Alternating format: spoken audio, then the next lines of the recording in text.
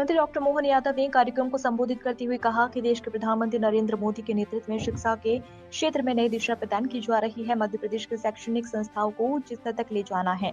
प्रदेश सरकार की मंशा है कि तकनीकी संस्थाओं को आईआईटी के समान उन्नत बनाना है। आज एमआईटीएस को डीम्ड यूनिवर्सिटी का दर्जा दिया गया है, जो कॉलेज के लिए एक हर्ष का विषय है। डीम्ड यूनिवर्सिटी बनने से ये ऑटोनॉमस रूप में कार्य करेगा। उन्होंने कॉलेज के छात्र छात्राओं को शुभकामनाएं देते हुए कहा कि हमारे युवा तकनीकी के क्षेत्र में आगे बढ़े और पूरा देश भर में अपनी सेवाएं दी।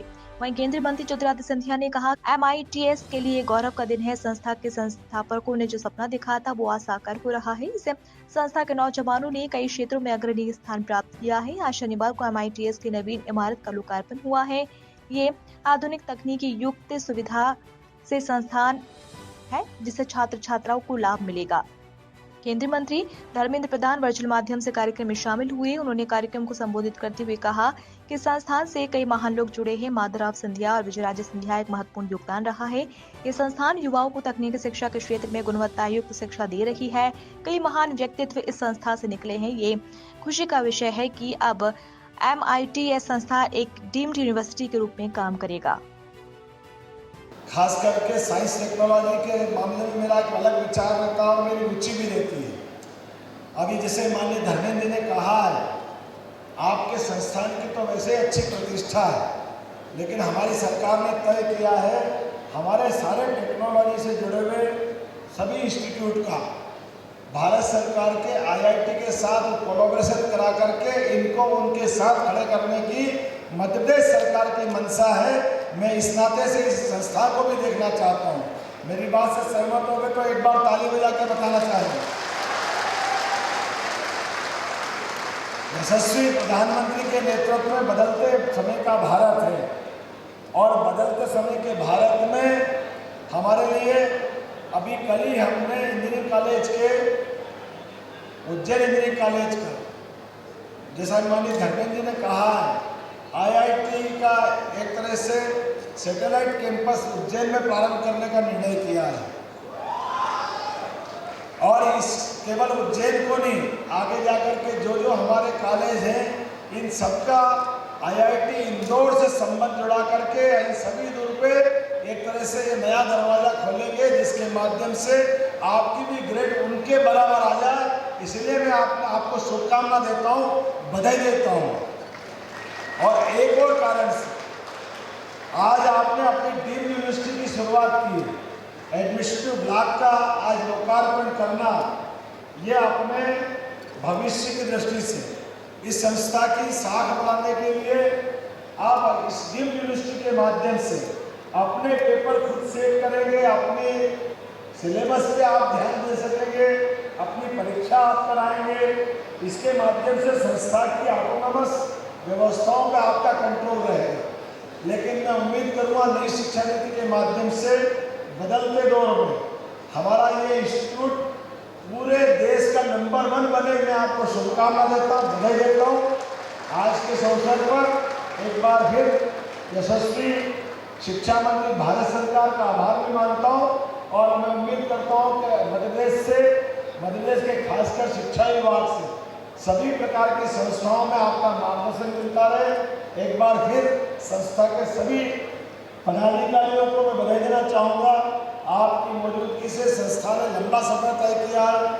1957 से चालू हुआ सफर अमृत काल में अपने उद्देश्यों की पूर्ति करे, ये मैं मंगल कामना करते हुए अपनी बात समाप्त करता हूँ। बहुत बहुत धन्यवाद। Today is a day that we commemorate our past achievements.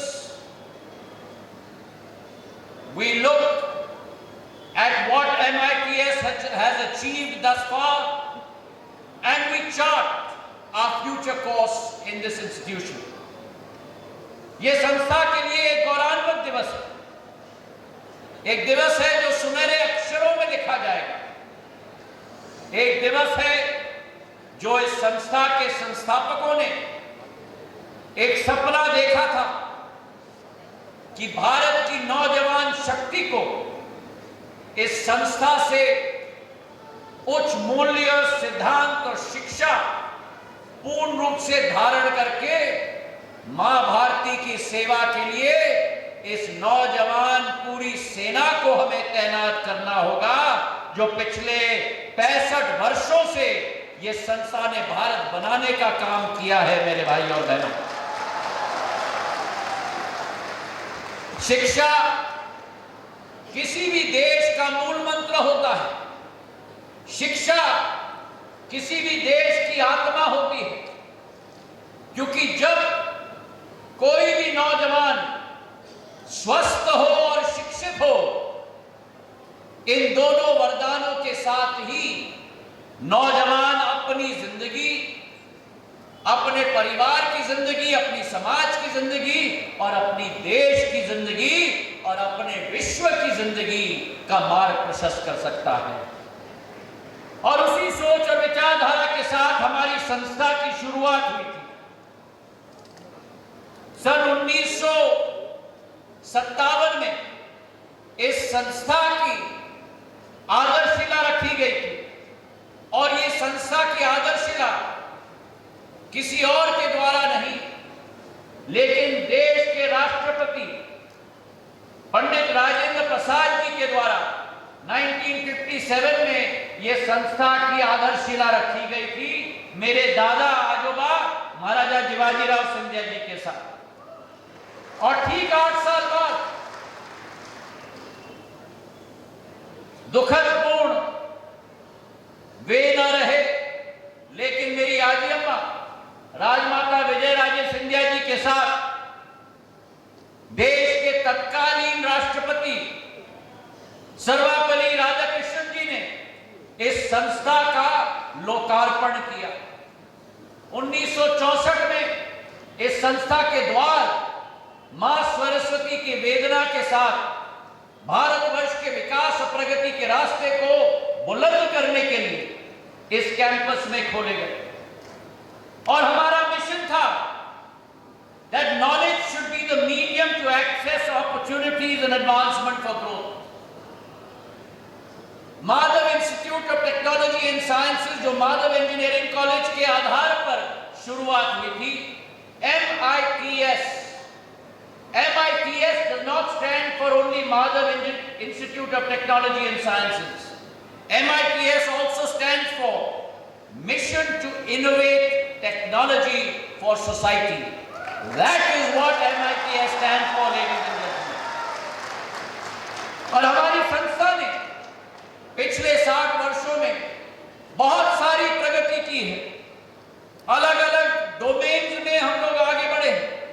मैं मुख्यमंत्री जी और धर्मेंद्र प्रधान जी और नरेंद्र सिंह जी को अवगत कराना चाहता हूं। आज हमारी संस्था में जो कंप्यूटर्स कॉम्प्लेक्स कंप्यूटिंग के लिए IIT में केवल 3 हैं, वो आज MITS में ऐसे 30 कंप्यूटर्स